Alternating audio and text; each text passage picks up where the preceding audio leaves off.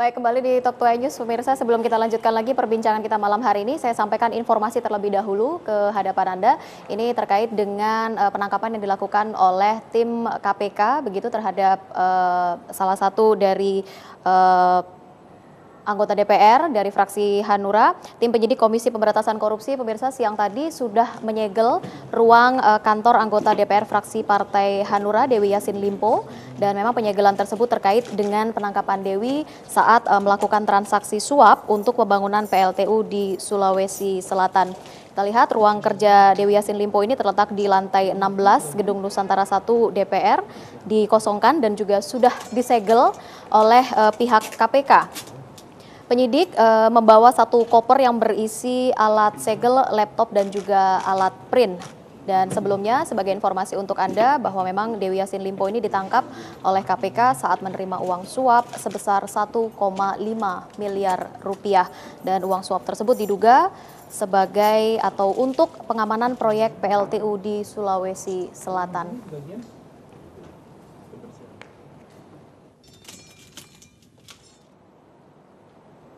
Ya, dan sebelumnya kita juga mendengar berita terkait dengan kasus korupsi juga begitu yang melibatkan anggota DPR dan juga anggota salah satu partai begitu.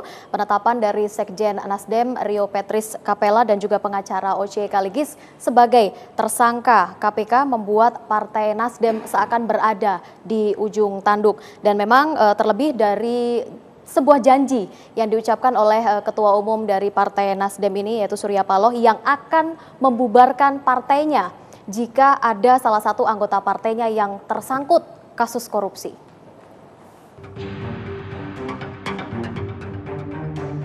Mulutmu harimaumu. Begitu kiranya ungkapan populer bagi setiap orang yang tidak menjaga benar ucapannya. Ketua Umum Partai Nasional Demokrat Surya Paloh kini tengah ditagih janjinya. Dua kadernya kini meringkuk jadi tersangka suap kasus Bansos Sumatera Utara. Mantan Ketua Mahkamah Partai Oce Kaligis serta mantan Sekjen Nasdem Patris Rio Kapela. Dan bisa bertambah daftarnya jika KPK serius mengusut tuntas. Jadi menurut saya ini harus dipertanggungjawabkan oleh Pak Paloh.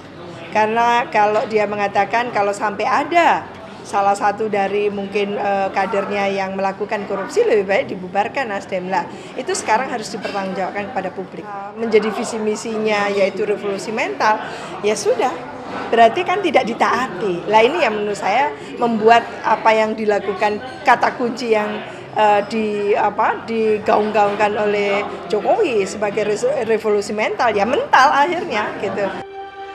Tapi masalahnya apakah Surya Paloh dan Partai Nasdem berani menepati ucapannya? Karena hingga detik ini tampaknya sikap itu belum terlihat. Jaksa Agung memperkeruh keadaan. Meskipun dikenal sebagai kader Partai Nasdem, HM Prasetyo dinilai tidak pantas berpihak meski untuk partainya sendiri. Itu satu sikap yang harus kita hargai.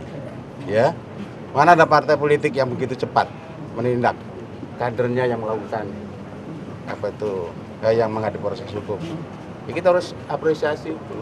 Kalau memang diperlukan oleh KPK, saya akan datang. Jika anti korupsi hanya sebatas jargon pencitraan, apa yang bisa diharapkan oleh publik? Di tengah upaya berbenah parpol yang sebut saja masih jadi apatisme di tengah masyarakat, elit parpol yang lagi-lagi terseret kasus korupsi adalah sebuah kemunduran. Tim MNC Media melaporkan. Ya, kita kembali untuk memperbincangkan pemirsa apa yang menjadi tema kita pada malam hari ini begitu ya. Saya langsung ke Mas Henry saja deh. Kalau Anda lihat apa sebenarnya yang terjadi sekarang di peta politik kita dalam sepekan ini begitu ya. Di satu sisi KIH yang mungkin sedang melemah, kemudian di sisi yang lain kita lihat juga KMP sepertinya ada hawa-hawa baru begitu yang menyegarkan. Ya, sama seperti pada saat 1 tahun yang lalu Pak Jokowi JK dilantik, ya. Itu kan mulainya drama misteri baru kan, apa yang akan terjadi dengan Indonesia, gitu kan? Nah, sekarang setelah 1 tahun, ini ada drama misteri baru lagi nih. Kebetulan kelompok parpol yang di KIH, kok ada beberapa yang terguncang gitu ya. Nah, kemudian di satu sisi ada kelompok parpol yang di KMP mendapatkan kemenangan ulang tahun pula, gitu ya. Jadi ini kan kita lihatnya ini sebetulnya ada skenario apa? Karena tadi pada saat off air kan kita bicara bahwa tidak ada yang kebetulan dalam politik. Nah, yang uniknya lagi, Rizka, jadi kelompok diskusi dan kajian opini publik Indonesia kan baru meluncing survei nasional. Ya. Ada satu pertanyaan, sebetulnya apa sih yang menghambat program Jokowi JK? Peringkat nomor 1 jawabannya adalah parpol pendukung, KIH. Yang kedua, para menteri. Yang ketiga, Jokowi itu sendiri. Partai oposisi itu nomor 4. Jadi, segala bentuk pertanyaan itu kadang-kadang kalau kita hubung-hubungkan, ini terhubung juga gitu. Ya. Oh, jadi memang jangan-jangan yang katanya ditakutkan akan oposisi, kemudian menahan-nahan gerak laju presiden, ternyata dianggap masyarakat nggak terlalu menghambat. Justru yang menghambat ini adalah di KIH. Jadi beberapa rangkaian-rangkaian ini kita lihat memang terjadi gitu. Kalau misalnya Partai Golkarnya Mas Tantowi baru saja meraih kemenangan gitu ya, sebagai partai yang paling mature di Indonesia, paling mature itu artinya siapa saja bisa jadi pemimpin. Karena banyak sekali pemimpin di Partai Golkar. Itu kan tinggal menggunakan filosofi kaca spion. Lihat ke belakang untuk maju ke depan, gitu kan.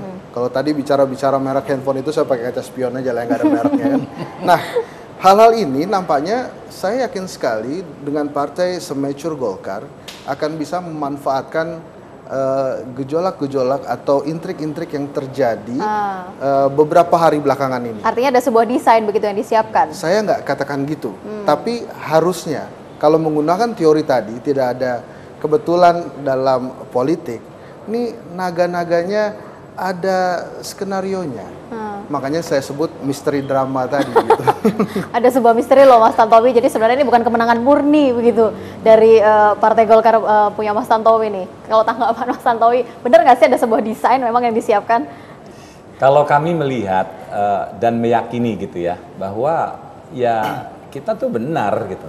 Artinya dilihat dari perspektif apapun, dari perspektif hukum, dari perspektif anggaran dasar, anggaran rumah tangga sebagai konstitusi kami, ya kami berada pada rel itu. Bahwa dalam meraih kemenangan itu ada suatu sistem ataupun cara yang kurang disepakati oleh teman-teman kami, yaitu kan cara. Tapi persyaratan untuk menyelenggarakan Munas itu sendiri sah, gitu ya, berdasarkan konstitusi partai. Nah, kami bahagia bahwa para hakim yang mulia di dua pengadilan itu melihat kebenaran yang sama dengan apa yang kami lihat. Jadi sebagaimana disampaikan oleh Ketua Umum kami pada jumpa pers tadi sore, ya hukum itu masih ada di Indonesia itu. Artinya hukum itu tidak hanya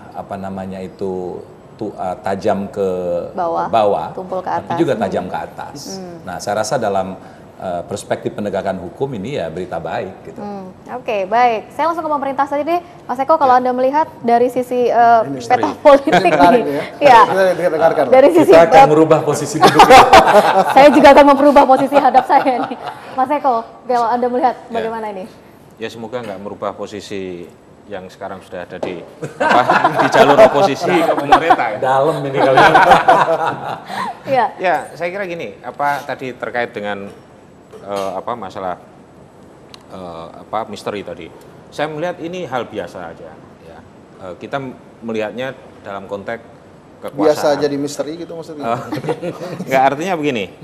Kalau sekarang ini banyak terdapat dua orang ya dalam kasus ini yang ditangkap KPK terkait dengan kasus korupsi dan partainya adalah partai yang pendukung pemerintah, karena memang korupsi ini akan sangat terkait dengan akses kekuasaan. Nah, mereka yang berada di wilayah kekuasaan itu, yang kemudian aksesnya lebih dekat, potensinya akan lebih sama waktu periode SBY kemarin juga lebih mereka yang ada di lini kekuasaan. Nah, jadi ini nggak ada kaitannya dengan misteri. Ya. Kemudian ada yang memainkan setting ini kemudian untuk mengkapitalisasi politik itu. Jadi kalau dikatakan dekat sekali dengan isu reshuffle. Kemudian ada partai di luar yang tadinya kemudian masuk gitu-gitu kan. Ada kasus kabut asap yang belum selesai yang kebetulan sama partainya dengan yang nah, justru ini yang sedikit ada, kalau ini kritik terhadap kalau biasanya oposisi mengkritik pemerintah, kita mengkritik oposisi. Justru di sinilah kita nggak melihat oposisi itu hidup. Ya. Nah itu saya setuju. Nah ini yang senter kekuasaan itu harusnya ada di parlemen, ada di lembaga kepresidenan, sehingga itu akan membawa dinamika yang lebih positif. Dan jangan lupa ya bahwa presiden ini sejak dari Solo, kemudian di DKI dan sebagainya, itu sering mengatakan dia akan bekerja lebih maksimal kalau kemudian ada kritik-kritik dari luar, ada keseimbangan. Ini yang akan menyebabkan kerja pemerintah akan lebih maksimal. Jadi baik yang kemudian di luar, di oposisi maupun di pemerintah akan memiliki kontribusi yang sama terhadap bangsa ini. Saya kira itu Pak Manis kata-katanya. Berarti posisi saya sebagai pengkritik pemerintah aman, Mas. Jadi ini menarik sekali apa disampaikan Mas Eko ini, bahwa oposisi itu tidak hidup di Indonesia. Jadi mungkin satu alasan yang kuat Mas untuk mendukung itu mengapa? Karena kita ini lagi belajar Mas jadi oposisi itu. Karena seumur umur ada yang lebih ahli ya jadi oposisi. Ada yang lebih ahli menjadi oposisi ya. Seumur umur Golkar itu adalah partai pemerintah, pengusung pemerintah. Jadi cara kita berpikir, cara kita bertindak itu selalu inline dengan garis pemerintah. Oleh karena itu kita ini tidak pernah menyebut kita oposisi Mas sesungguhnya. Jadi kita lebih sering mengatakan, dan memang itulah kenyataannya, kekuatan penyeimbang di luar pemerintah. Jadi begitu kita perlu mengkritisi, baru kita mengkritisi. Tapi begitu tidak, itu berarti memang ya tidak ada yang perlu dikritisi dari pemerintah. Tidak ada yang salah, kalaupun salah itu tidak begitu besar, bisa disebut begitu, Riz. Jadi mungkin ini Mas yang sedang kita kembangkan saat ini. Jadi mengkritisi secara objektif dan mengkritisi secara kritis. Karena kalau apa saja kami istilah gaul itu celamitan Mas, makin nggak stabil Mas perpolitikan kita. Nah kita tuh berpikir secara luas. Kalau kita menciptakan iklim seperti itu, maka pelambatan ekonomi itu akan lama gitu ya. Kemudian investasi itu akan tidak masuk karena lihat kegaduhan yang ada di Indonesia saat ini. Oleh karena itu kami itu menahan diri, karena DNA kami itu adalah DNA partai pemerintah sesungguhnya, tapi kami mencoba untuk mengkritisi dari luar. Kalau kurang lebih kayak gitu balik boleh nggak? Boleh. Kan gini, tadi hasil surveinya Kedai Kopi kan justru yang paling menghambat adalah parpol yang bergabung di KIH. Justru oposisinya kan di peringkat keempat tuh. Kan KIH mempertaruhkan citranya kepada Pak Jokowi, sehingga kalau dilihat-lihat ada kebijakan yang nggak pas, dikritik lah. Jangan begitu dong, harusnya begini dong. Jangan begini dong, harusnya begitu dong gitu ya. Nah tapi kan nih partai oposisinya kan tenang-tenang aja. Apa emang gara-gara tahu kebijakannya salah, jadi nggak usah dikritisi, itu udah pasti salah, nanti sudah ada yang kritisi, gitu nggak kira-kira Mas? Jadi cari aman, begitu cari posisinya? Aman aja, sudahlah kan udah nggak beres juga tuh. Daripada kita kritik. Mengkritisi itu, jangan-jangan begitu. Mengkritisi itu Mas Henry tidak perlu terbuka kan. Yang penting itu pesan itu nyampai. Dan kami tahu dari mana persis itu pesan nyampai atau tidak ketika kami melihat ada perubahan sikap dari presiden dan perubahan kebijakan yang diambil oleh pemerintah. Nah di situ kami melihat bahwa pesan itu sampai. Kami bisa saja Mas Henry melakukan pesan itu secara terbuka. Tapi tidak dilakukan ya. Benar-benar dewasa berarti partai ini. Ada beberapa yang kami sampaikan secara terbuka gitu. Ada juga yang tidak perlu secara terbuka. Saya kira saya melihat memang dalam 1 tahun ini ya. Ini kalau kita kaitkan dengan progres di bidang politik ya, dari pemerintah. Karena memang ada instrumen yang dipakai oleh presiden di dalam menyampaikan kebijakannya, khususnya terhadap teman-teman yang kebetulan ini ada di lembaga DPR yang komposisinya hampir semuanya teman-teman yang kemarin ada di KMP.